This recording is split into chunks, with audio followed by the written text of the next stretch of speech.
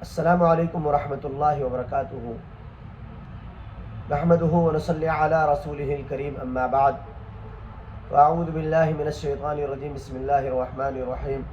وقضى ربك الا تعبدوا الا اياه وبالوالدین احسانا، صدق اللہ العظیم۔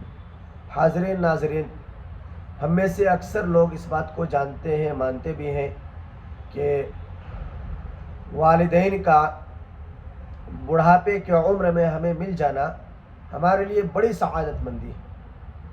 گویا یوں کہے کہ اگر ہمارے ماں باپ بڑھاپے میں اگر ہمیں مل رہے ہیں تو اللہ تبارک و تعالیٰ نے جنت کمانے کا ایک حسین موقع ہمیں مرحمت فرمایا ہے۔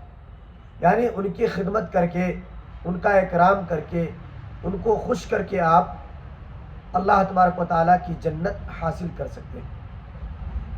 ماں باپ کا بڑھاپے میں مل جانا یہ ہمارے لیے سعادت مندی ہے، بڑی خوش نصیبی کی بات ہے، اور فخر ہے کہ اللہ تبارک و تعالیٰ نے اتنا بہترین موقع دیا ہے۔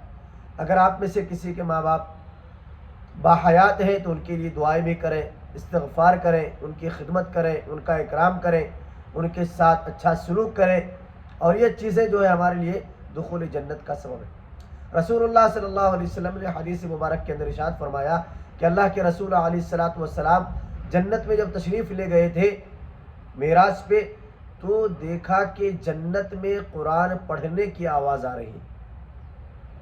حضرت جبرائیل علیہ الصلوۃ والسلام سے پوچھا کہ یہ قرآن پڑھنے کی آواز کہاں سے آ رہی؟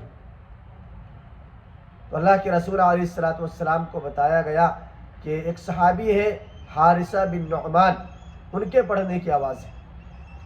آقا علیہ الصلوۃ والسلام نے فرمایا کہ ہاں، انہوں نے ماں باپ کی بڑی خدمت کی ہے، جس کی وجہ سے اللہ تبارک و تعالیٰ نے یہ مقام، یہ رتبہ اور یہ شان انہیں مرحمت فرمایا۔